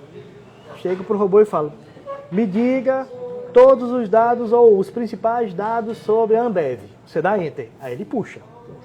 Quantos funcionários, quantos estados, empresa internacional, isso, patrimônio tanto, gerou positivo, gerou negativo. Quando ele terminar tudo isso, aí você explica para ele, o meu negócio é de fabricação de tampinha de cerveja. Aí você bota, tenho uma fábrica de tampinha de cerveja, gostaria que você me ajudasse a como conversar uma conversa com o CEO da Ambev. Você dá Enter. Aí ele avalia tudo que ele já botou anteriormente sobre a empresa, avalia as suas empresas, avalia as opções e vai dizer, para você gerar um interesse melhor para a Ambev, eu estou citando um exemplo bem generalista para vocês entenderem. Para você gerar interesse no CEO da Ambev, você tem que dizer que a sua tampinha é pressurizada, que a sua tampinha faz não sei o quê, que a sua tampinha é de alumínio, não sei o quê. E aí ele dá sugestões para que você inicie uma conversa e que você se prepare. Então, isso hoje, existe um robô só para preparar você para reuniões. Então, esses robôs eles são caríssimos porque eles são desenvolvidos para CEOs de grandes empresas. Porque antes, o CEO da empresa, toda vida que ele fosse fazer um negócio, ele tinha que fazer 3 semanas de pesquisa. Isso. Ou mandar alguém fazer. Isso. E agora, a secretária tinha que pesquisar e agora, o nome da esposa, o nome exatamente. dos filhos. E agora o que ele faz? Ele biografia, chega, já é totalmente treinado o robô, ele bota só assim, ó. Me fale sobre a BMW na Alemanha. Você dá Enter, vai tomar seu banho. E aí ele começa. Quando você chegar, ele já puxa tudo que você precisa saber sobre a BMW da Alemanha. Quando você vai conversar com a pessoa para você fechar um negócio, que você começa a falar, tem dados às vezes que o próprio dono da empresa não sabe ou não está tão atualizado, porque ele puxou um negócio de 4 meses atrás. Mas você sabe. E você sabe. Leu no dia anterior. Exatamente. Você fica falando coisas que até impressiona. Você fala, pô, você estudou bem a minha empresa. Na verdade, você deu um enter e leu 2 dias antes. Só que você lê informações extremamente capacitadas e fidedignas sobre aquilo. Então, as aplicações positivas da IA, elas são infinitas. Mas tem o outro lado da espada. Né? Vamos falar do outro lado. Estou com umas perguntas aqui. São as aplicações ruins da IA. Tem um comentário aqui. Maria Gorete, meus parabéns, Chaguinhas. Valeu, Maria Gorete. Continua com... É minha tia. Ah, sua tia, que maravilha. Aí não vale. Vale sim. Vale sim, viu, dona Maria Gorete? Doutor Geraldo, eu perguntando como leigo, ele dizendo como treinar um robô. Aí é difícil, né? Treinar um robô. Vamos falar um pouquinho sobre isso. Na parte, como você falou, exatas, e na parte de informações parece tudo ótimo, maravilhoso. Sim. Vamos passar para a parte lúdica. Por exemplo, eu sou escritor, além de jornalista, sou escritor. Certo. A gente tem aqui Roberto Lima, que é compositor dos melhores, tem Ed Alves, que vai fazer o show daqui a pouco. Artistas como nós. E se, por exemplo, me dar na telha eu dizer, eu quero um conto envolvendo uma pessoa, um homem que acaba um relacionamento em Natal e está chorando e quer se matar na Ponte Nilton Navarro. Ele tem condição de me dar um conto sobre isso. Sim. E se Roberto dizer assim, eu quero fazer uma música usando essa e essa palavra, qual é o risco disso acabar em plágio? Qual é o risco disso ser detectado? De assim, isso não parece com Cefas. Tá. Isso não parece. Como é que funciona pro lado lúdico? Isso. Essa possibilidade tão fácil. Aí é uma pergunta lúdica e de legislação dentro Isso, as duas coisas. Misturada. Misturada, obrigado. Tá? Aí o que acontece? Existe uma legislação que, por você não saber de que parte o robô está tirando aquelas informações para escrever, o que ele gera e o que ele entrega é livre e pertence a quem deu o comando. Então existe uma legislação que protege quanto a isso, certo? Então, por exemplo, hoje já tem muitas pessoas que já estão milionárias vendendo livros feitos por inteligência artificial. Mas isso é debatido no mercado editorial. Isso. E tem uma discussão seríssima. Seríssima. O prêmio Jabuti proibiu inteligência artificial nas premiações. O grande lance é o seguinte. E aí fica a questão. Isso. Você chega assim e fala pra mim, eu vou proibir a inteligência artificial. E aí é onde a gente vai chegar agora. Hoje, existe programa de inteligência artificial que humaniza o que foi escrito. E a chance de detecção por um ser humano é baixíssima. Nossa. Já tem. E de graça. E vários que fazem isso. Por que surgiu essa demanda? Porque o pessoal estava começando a fazer prova de colégio, prova disso, daquilo, escrevendo texto, e o professor detectava. E aí tem os que a gente chama de inteligências artificiais que fazem o transcoder, que embaralham, que você não consegue perceber. Então, o fato de chegar e dizer assim, o prêmio Jabuti proibiu fazer por IA. Ele vai conseguir agora. Mas em pouco tempo, você não tem como provar. Você não vai conseguir provar que foi um robô que escreveu. Veja, entenda, aí a gente vai pro lado ruim, porque a gente está competindo com a pessoa que estudou. Eu não sou a favor disso. Veja bem, eu estou Não, explicando. eu não estou fazendo juízo de valor. Eu sei. Eu estou fazendo pergunta jornalística. Eu acho que vale muito a pena para a gente entrar nesse discurso. Eu não concordo com isso. Eu acho que perde muito. Mas eu estou lhe dizendo que pode ser feito. Pode ser feito, sim. Hoje, se você pegar uma pessoa que tem um nível de conhecimento de escrita e de português médio, ele consegue escrever um livro com uma precisão muito boa. Inclusive, você escolhe a linguagem que você quer que o robô escreva, o tipo de narrador, se é onisciente, onipresente. Eu não lembro muito disso, porque eu não sou muito bom nessa parte. Mas você pode escolher o tipo de narrador. Primeira pessoa, terceira pessoa. Você escolhe. Eu quero um romance que faça isso. Formato experimental, convencional, tudo. O que você quiser. Que tem esses parâmetros. Eu quero um narrador em primeira pessoa e eu quero que você utilize uma linguagem parecida com Machado de Assis. Ele vai fazer. Ele vai pegar, quando você dá Enter, ele pega todos os livros de Machado de Assis, ele vai ler e ele escreve com uma identidade em relação a Machado de Assis assustadora. Entendeu? Então, assim, o que a gente tem hoje é isso. E o que você falou é muito válido. Porque até que ponto é muito fácil chegar e botar uma legislação que diz assim, o que o robô produzia é de quem produziu e a lei vai segurar isso. Sim. Só que o problema é que cai nisso que você falou. Quem é que vai garantir que isso não vai ser parecido com outro livro, que isso não vai ter plágio? Essa é uma questão extremamente complexa que a gente só vai saber aonde isso vai chegar com o tempo. Mas da mesma forma que os prêmios, vamos dizer assim, de escrita tradicionais, eles condenam isso, que eu acho justo, na minha opinião, nesse ponto, eu acho muito justo. A gente vê um mercado crescente absurdo em relação a isso. Principalmente em histórias infantis. Sim. Por quê? Porque antes você precisava de uma equipe de 3 a 4 pessoas e você demorava um mês é exagero, mas 15, 20 dias para fazer um livro infantil ilustrado. Hoje uma pessoa faz isso em 10 minutos. Eu chego no ChatGPT, aí eu vou precisar de vários agentes de inteligência artificial, tá? Eu vou dar um exemplo. Tá. Eu pego o ChatGPT, peço para ele criar um livro infantil de uma história entre uma formiga e um tamanduá. Ele vai criar. Depois eu pego esse texto do ChatGPT, vou para outra inteligência artificial e digo, eu quero que você crie páginas ilustradas baseadas no texto. Eu aperto Enter, ele vai criar toda a animação. Depois eu pego toda a animação e o texto, vou para outra IA e digo, eu quero que você faça uma capa ilustrada baseada nisso. Ele vai fazer. Depois disso eu junto os 3, fecho virtualmente, como a pessoa diz, porque não fecha, você vende como um e-book, um e-digital e bota para vender. Então hoje em dia, nós temos empresas de uma pessoa só que produz 30, 40, 50 livros infantis digitais por dia. Eu não sabia disso. Então assim, quando você vai hoje em dia e você pega assim, eu vou ser escritor, né, estudar letras, para ser escritor e me dedicar à arte infantil, entendeu? O mercado de concorrência para a arte infantil hoje é muito difícil. Por quê? Porque uma coisa é isso que você falou, obras de grande complexidade, para adulto, que exigem vários parâmetros. Sim. Qual é o parâmetro de uma obra infantil? Tem que ser agradável e rápido. Porque minha filha vai ler 2, 3 vezes, depois eu quero uma outra obra. Exatamente. E aí, para complicar, o que acontece? A obra que eu tenho 3, 4 artistas trabalhando, um escritor, vai ser, um exemplo, R$20. Essa daí, que é virtual, o cara vende por R$3. Então, eu tenho 2 filhos. Então, para mim, é melhor R$20 ou 7 obras por R$20. Exatamente. É complexo. E ainda tem a opção de, tipo assim, R$3 se for digital, 5 se for impresso.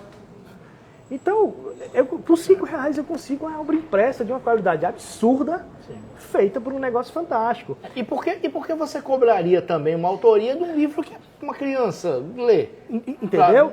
O questionamento é esse. Então, assim, não vai ficar cobrando. A proteção para níveis de escrita superior, como você falou, romances, né, assim, elevados, obras para adultos, obras acadêmicas, existe e ainda é muito grande, apesar do pessoal tentar invadir. Mas esse mercado de literatura, vamos dizer assim, de alto consumo, literaturas que não exigem muito, esse mercado foi totalmente invadido e eu não sei se existe uma recuperação para isso. A verdade que a gente percebe é isso. Hoje, se você pegar, eu não tenho essa estatística precisa, mas se você pega a quantidade de livros infantis, né, daqui a pouco você tem 80, 90, 98% dos livros infantis são feitos por robô. Por quê? Porque é muito mais fácil, como eu falei, é muito mais fácil, ainda mais num país como o nosso, que o poder aquisitivo é baixo, né, o poder de renda é baixo, é muito melhor eu comprar 5 obras do que eu comprar uma que foi feita por um escritor especializado em criança, com artista X, tudo. Até porque o próprio desenvolvimento faz isso. Sim. Né? A gente programa, de novo, quando a gente fala programar um robô é muito complexo às vezes para você entender, mas assim, a gente dá as linhas de comando para ele e eu posso moldar a forma como ele vai raciocinar. Eu chego e começo a construir ele com os códigos. E aí eu começo a construir. Sim. Como é que eu faço? Eu digo, olha, você vai ser um escritor, mesmo esquema, um escritor infantil, formado na melhor faculdade de letras do Brasil. Você fez, tudo você vai botando, você fez PhD em Harvard em letras inglesas. Quando você bota isso, ele já pega todos os livros de Harvard de literatura e já baixa para ele ler. Então, começa a ficar a concorrência desleal para um mercado de baixa exigência. Sim. Porque você fala assim, mas aí a qualidade do escritor infantil, ele é superior. Tem que ter cuidado, porque o robô que está escrevendo, ele fez USP, PhD em Harvard, para literatura infantil.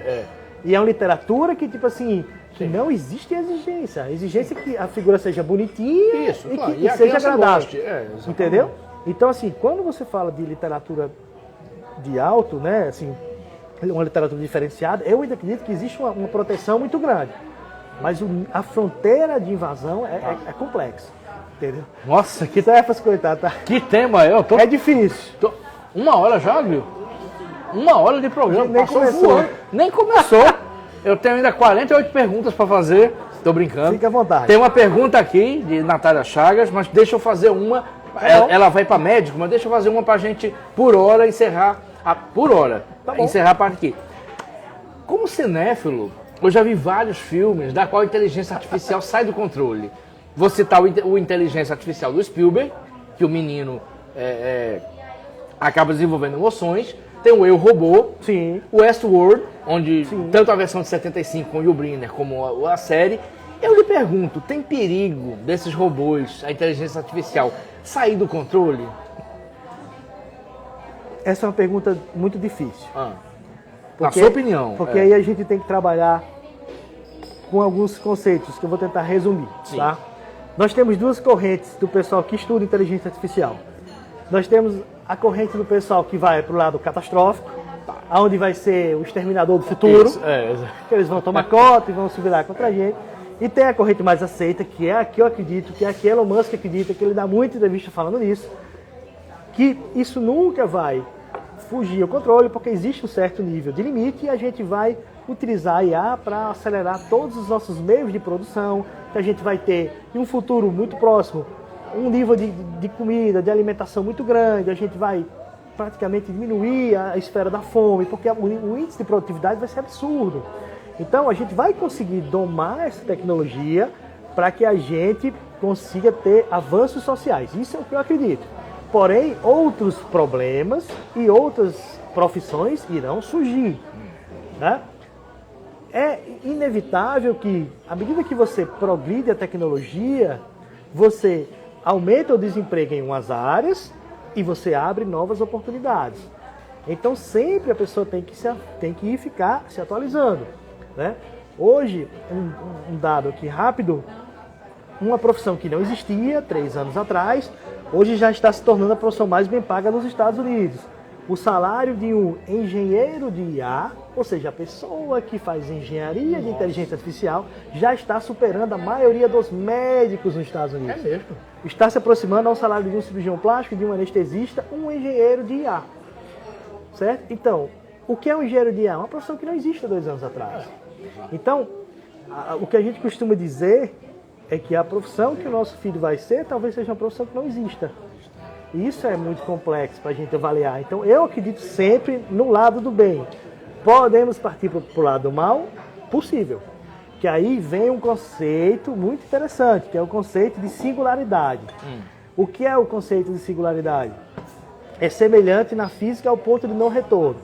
A física tem um conceito chamado ponto de não retorno, que é um ponto, que é onde você passou dali, você não volta mais. Exatamente. É muito fácil de entender o ponto de algo se aproximando de um planeta. Quando você passa daquele ponto, a gravidade vai lhe puxar e acabou. Você não volta mais, não tem como voltar.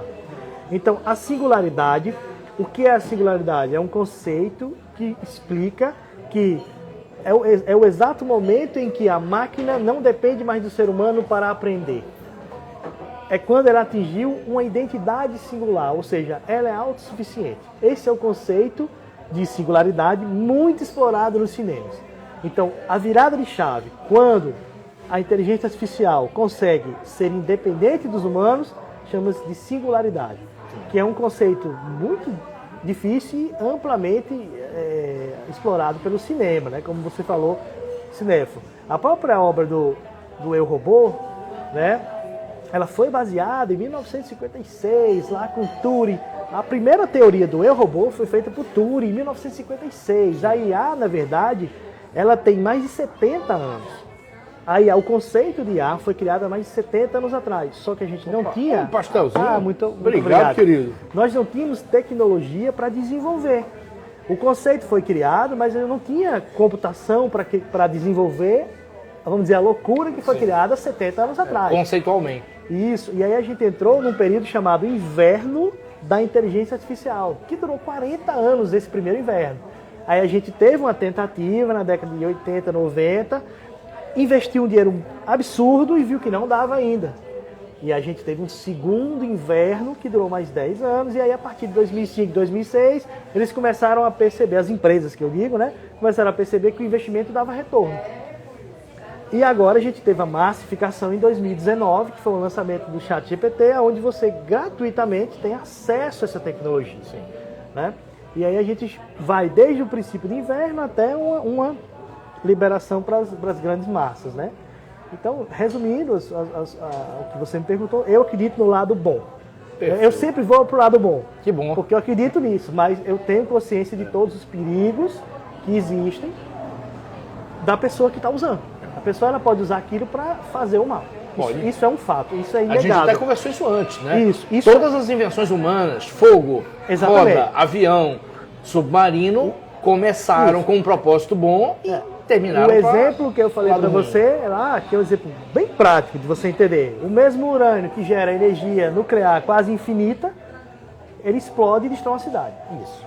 E aí ela consegue fazer isso. Se elas caem nas mãos erradas, você consegue invadir sistemas. Tivemos agora na Olimpíada de Paris um ataque em um dos dias lá, promovido por um robô IA, provavelmente norte-coreano. Ele invadiu, parou o metrô e foi o caos. Em um dia lá em Paris, eles quase não conseguiram, viram que no final tinha sido também uma linha que eles lesaram. Exatamente. E aí, junto a isso, teve um ataque, enfim. É muita coisa. Só que, assim, o lado positivo e negativo depende sempre do homem, né? Se ele quiser levar para o lado mal, infelizmente as consequências são bem sérias também. Perfeito. Tem uma pergunta aqui de Natália Chagas que eu vou fazer. Tem uma provocação aqui, que foi uma conversa que a Agro falou aqui, quando a gente estava conversando aqui, mas antes, para poder encerrar, lá vou eu encerrar de novo e não encerro. Essa etapa da conversa, que está muito boa, a gente falou do lado bom, o lado ruim, mas vamos falar do lado nem bom nem ruim. O lado, entre aspas, neutro. Fútil, neutro. Eu lembro, tem uma brincadeira, tem um meme entre jornalistas, assim, quando a expectativa realidade. Quando a inteligência artificial surgiu, nossa, vamos resolver os problemas da vida. Isso é muito Aí, bom. realidade, é a pessoa botar 30 fotos, ela no faroeste, ela de Cleópatra, ela na Roma Antiga. Dá essa facilidade. Não tem nada de mal nisso.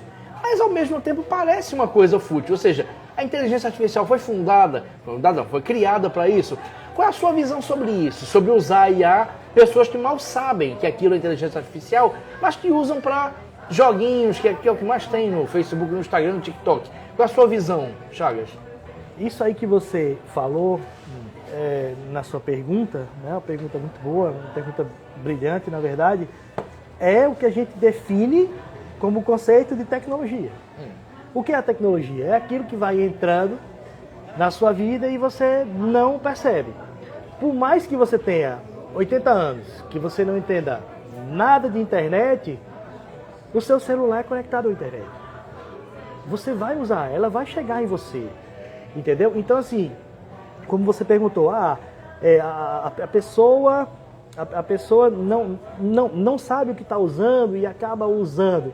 Isso daí, a tecnologia ela vai entrando e ela vai chegando de uma forma que você não tem mais como não usar. Todos os celulares hoje que vocês têm, e se você fizer um levantamento, eu acho que 100% da população que tenha um salário mínimo tem celular. Que ganha um salário mínimo tem celular, 100%. Então, assim, todos os celulares hoje utilizam inteligência artificial em alguma de suas plataformas.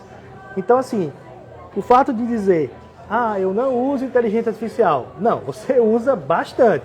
Você não sabe que você está usando. Entendeu? É a mesma coisa, eu não gosto de internet, mas você acessa um banco. Se você acessar um banco, você está usando a internet. E a outra coisa que é muito importante é a questão de costume, é a questão de mudança cultural. Um exemplo que eu gosto muito de falar é uma coisa que aconteceu há 3, 4 anos atrás, foi o lançamento do Pix e do QR Code. Quando lançou o Pix e o QR Code, já ninguém quer usar, é muito ruim, é aquilo. Hoje em dia, eu vou para a missa no domingo, quando eu vou pegar meu carro, a pessoa que está lá tomando conta do carro tem um QR Code. Faz, doutor, tá aqui o QR Code. Aí você tá entendendo? Então, assim, a pessoa que está lá tomando a conta do carro, ela tem uma instrução básica, entendeu? Mas está completamente, foi envolvido por aquilo, porque aquilo é um facilitador da vida dela, entendeu? Ela não precisa mais, quase ninguém anda com dinheiro, é tudo digital, entendeu? Então, assim, a inteligência ela vai chegar para isso, a IA ela vai cada vez mais entrar e você vai cada vez mais usar sem que você perceba. Esse é o conceito de tecnologia. A tecnologia ela vem, inicialmente, existe uma curva para isso, eu não lembro agora, são muitos dados, mas assim, existe uma curva que fala justamente isso, que é a da expectativa, de adoção, aí você tem uma quebra de expectativa, vai lá para baixo. Todos os modelos eles funcionam assim. Quando surge uma tecnologia nova, você tem uma expectativa gigantesca. Então a curva vai lá para cima, que é o que você disse. Vai revolucionar. A IA vai revolucionar, vai resolver tudo. Quando vê o DVD, vamos todos assistir os clássicos. Isso. Ninguém assistia clássicos. Aí o que acontece, nada, tem uma quebra de expectativa e a curva vai lá para baixo e ela vai subindo devagarzinho até que ela retomba. Isso aí é uma curva que serve para muitas coisas na vida. E a IA não foge disso. Então, e outra coisa também que é importante, a fase que você vai entrar nessa curva, né? A fase inicial, que é a fase de euforia, é o que a gente chama em inglês de early adopters, ou seja, as pessoas que adotam de forma, que são os fanáticos por tecnologia. Tudo que surge novo, os early adopters, ou seja, as pessoas que adotam de forma precoce, vão correr para aquilo ali. E aí você sobe, vai ter aquela curva de expectativa muito alta, e aí os early adopters eles não vão deixar de usar, e aí você começa a ter o público em geral começando a adotar, você tem uma queda nessa curva, que é quando a gente vai começar a ver os problemas, que a IA ela erra muito, ela faz isso, ela faz aquilo, você tem uma queda de expectativa, e aí depois ela começa a crescer de novo, até que ela se estabelece e ela prova que ela veio para ficar. E aí a gente chega na terceira etapa, que são os late adopters, ou seja, as pessoas que demoraram muito a adotar e já estão sofrendo danos e não percebem. Sim. Então nós temos hoje 3 categorias, os early, os mid, os mid adopters, ou seja, as pessoas que adotam no tempo correto, e os late adopters. O que a gente tem visto na IA, que é o que assusta a gente, é que esse processo de subida, queda e nova subida está sendo absurdamente rápido. Absurdamente rápido. Um processo que às vezes demora 15, 20, 30 anos para você ter essa subida e queda, na IA dura 6 meses. Como eu estou falando para você, os robôs que a gente tinha 2 anos atrás, eles erravam muito. E foi onde teve a queda. Hoje eles praticamente não erram mais. Então, a evolução é muito rápida. Eu estou falando com você agora, daqui a 3, 4 meses, já lança a atualização e você fica assustado. Como eu falei, Sebas, 3 dias atrás, o GPT atualizou e eu passei a noite toda, fiquei até 3 da manhã vendo o que aquilo podia impactar nos aplicativos, porque foi absurda, a diferença já foi absurda. E daqui a 3, 4 meses eu vou ter outro susto. E assim a gente vai levando. Né? E vendo as possibilidades, por estudar e entender aquilo ali, vai me causando uma alegria de ver que está evoluindo e, pelo outro lado, uma angústia de ver que aquilo pode ser usado para um lado errado, entendeu? Porque é muita facilidade. A gente está massificando coisas que podem causar um dano realmente, entendeu? É verdade. Ainda nessa pergunta, no lado errado, eu vou fazer aquela provocação de agro aqui na conversa particular, depois eu vou fazer a pergunta de Natália e encerrar, porque Lula Belmonte tá lembrando que vai ter show daqui a pouco. Tá bom. Vai ter Ed Alves aqui cantando, showzaço. Por mim eu ficava até meia-noite conversando, mas eu sei que tem que liberar você e tem que liberar o palco aqui. Deixa eu fazer, a gente estava conversando, você e Agro, nosso produtor, certo, sobre, eu não vou dizer que é um lado errado assim de alta periculosidade, não é nada de bomba, de nêutrons, nada assim, mas a inteligência artificial, pelo que a gente está conversando, pode permitir com que pequenos golpes sejam feitos, como por exemplo um aplicativo que imita a voz de outra pessoa, sim, ou que imita a linguagem de outra pessoa. Isso pode fazer pessoas caírem. Eu lhe pergunto, como é que você vê isso, Chagas? Como é que você pode, por exemplo, simular a voz de um parente seu para pedir um golpe, ou simular a voz de um ator ou uma atriz para dizer que está precisando de alguma coisa? Como se evitar isso e qual a sua opinião sobre isso? Infelizmente, da mesma forma que a gente leva para o lado positivo, a gente tem uns danos. E hoje, isso foi uma pergunta que foi feita no último Congresso de Inovação e Gestão. Foi em São Paulo, eu fui, que é o CBIGS, é um congresso patrocinado pela Sociedade Brasileira de Anestesia. E foi uma pergunta que foi feita. O que podemos fazer para nos proteger disso daí? Eu vou começar por aí, depois eu falo a outra parte. Hoje, as medidas que a gente tem para proteção é tentar atender apenas aqueles números que são identificados. Entendeu? É lógico que a pessoa pode sair, pode ser sequestrado, ser ligado de um outro número. Só que nós não temos defesa. A grande verdade é essa. Você fala assim, como a gente vai se proteger disso? Não tem. Não existe proteção. Isso avançou muito e a gente não tem camada de defesa. Eu estava falando para vocês dois que há 2 anos atrás ficou famoso, assim, principalmente para quem estuda isso, o primeiro caso de golpe multimilionário. A pessoa entrou na sala de reunião, jogou um filtro, né, que as mulheres usam muito um filtro para botar batom, maquiagem, só que ele botou um filtro de voz e de imagem e uma pessoa comum se passou pelo CEO de uma empresa, ele fechou um negócio, deu uma conta, transferiu o dinheiro e roubou mais de 100 milhões. Né, em uma reunião oficial de uma empresa de alto calibre. Então, assim, não existe defesa. É muito complexo. O que a gente sempre tenta é nunca agir por impulsividade. Sempre desconfiar, tentar fazer perguntas, verificar. Enquanto está conversando, verifica, pede para outra pessoa ver se a pessoa atende o telefone, se liga, como é que vai fazer, desconfiar de golpes. Eu caí em golpe também. Então, é muito preciso, a gente tem golpes hoje que são sem condições. A pessoa faz suporte do WhatsApp, liga para você, sabe onde você mora. Extremamente complexos. Sabe onde você mora, sabe tudo. A sua exposição de dados é absurda. Hoje você, com dados de internet, você consegue montar uma conta pós-pago de um plano de celular. Entendeu? Aconteceu comigo. 2 anos atrás chegou uma conta de um plano pós-pago da Vivo, era R$70 a cobrança. Quando eu vi, a pessoa era igual a Maré. Entendeu? Aí eu falei, desculpa, Sumaré em São Paulo. Sumaré em São Paulo. Eu falei, mas Sumaré... Aí eu fui lá na Vivo. Ele, não, doutor, ele pegou os seus dados da internet, abriu uma conta pós-pago. Eu falei, como é que o cara abre uma conta pós-pago? Isso é uma foto de identidade. Ele falou, doutor, mas ele tinha foto, só não tinha assinatura, mas para você abrir uma conta... E ainda foi pouca coisa. Não, foi pouca coisa, ele poderia ter feito um mega combo lá. Exatamente. Entendeu? Porque para você abrir, por exemplo, uma conta, veja como isso é sério. Eu preciso saber os dados, que é meu nome, o nome da minha mãe, o nome do meu pai, a data que eu nasci, meu CPF. Isso aí é baba, então, se você botar na internet você consegue. Entendeu? Uma foto, que isso aí também, dependendo de você botar... Eu sou médico, tem exposição de foto em tudo que é lugar.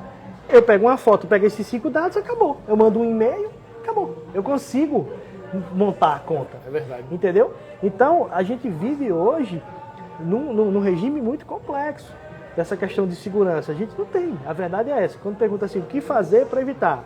A gente não tem. E o medo que a gente tem é que cada vez isso fique mais frequente e mais bem elaborado.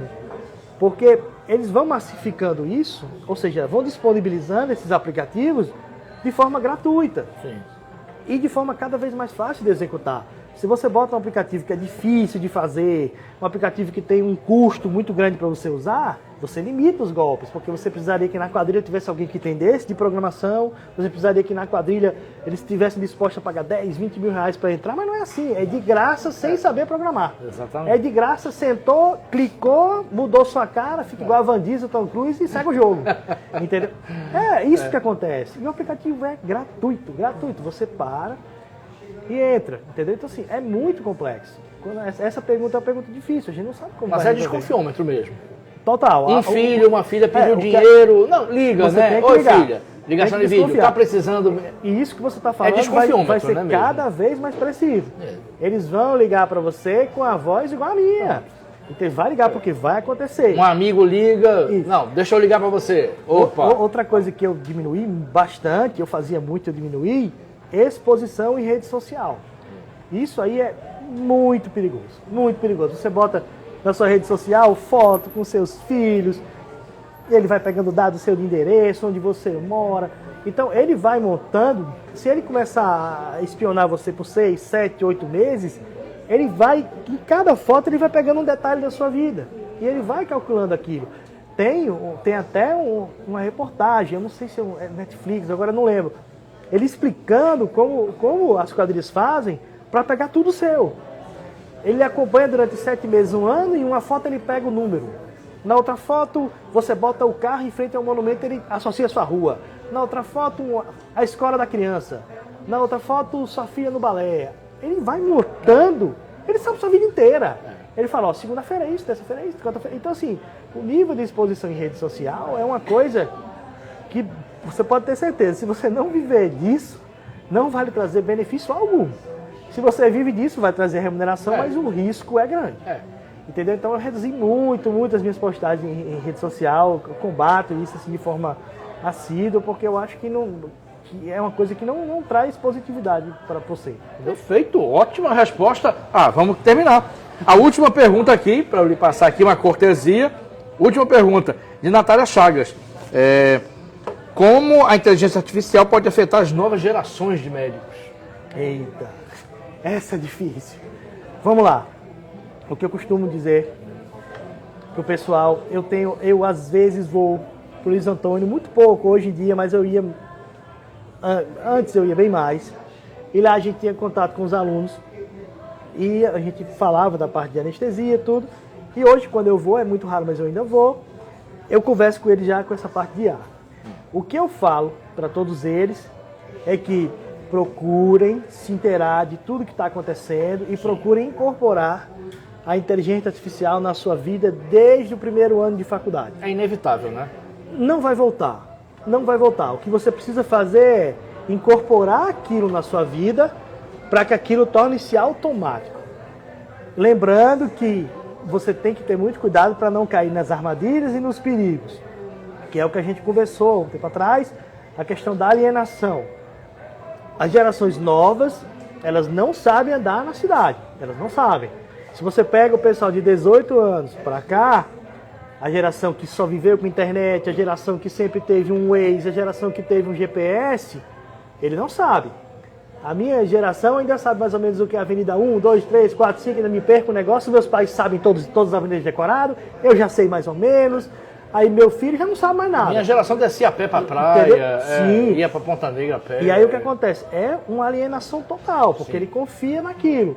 Então, você acaba perdendo. Isso você consegue aplicar para tudo na sua vida.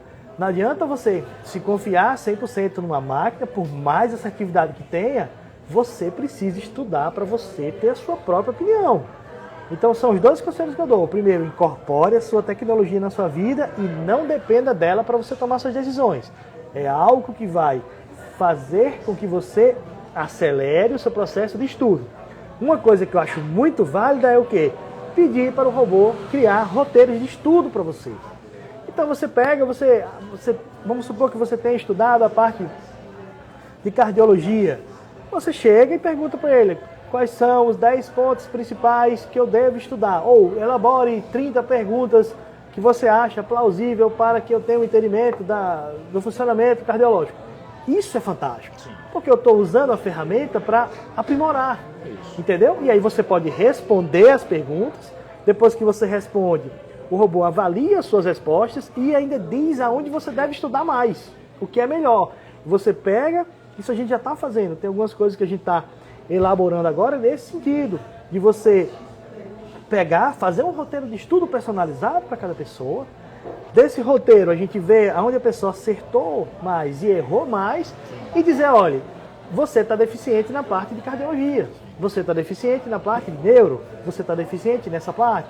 Então, você consegue utilizar a ferramenta para melhorar o seu desempenho médico. Então, basicamente é isso. Incorporar a tecnologia, porém evitar cair nas armadilhas que ela podem tratar, ter a sua própria opinião e utilizar de uma forma que você consiga acelerar o seu desenvolvimento. Perfeito. Respondido então, vamos ao encerramento do programa. Uma cortesia da Cachaçaria Amorim, para você, para o entrevistado, uma cachaça Triunfo. Rapaz, essa aqui tem dono. Tem um colega meu que gosta muito. É? Oh. Triunfo. Essa aqui eu vou passar bem. Essa aqui tem dono. Pronto, está aqui. E agradecer a nossa equipe, José Agro na produção e filmagem, Natália Chagas, mídias sociais e assistência de produção. Estamos aqui no Bardaus, agradecer a Lula Belmont pelo apoio logístico aqui, agradecer a todo mundo que está aqui, muita gente bacana, agradecer ao Dr. Geraldo Ferreira, presidente do Sindicato dos Médicos, SINMED, que está apoiando esse programa, e de uma salva de palmas para a ótima entrevista, doutor Obrigado. Chagas Neto, acompanhando os pais aqui, Chaguinha aqui, sempre presente, Nancy aqui, e agradecer a todo mundo, a todos e todas que estão assistindo, até o próximo Conversa de Botequim.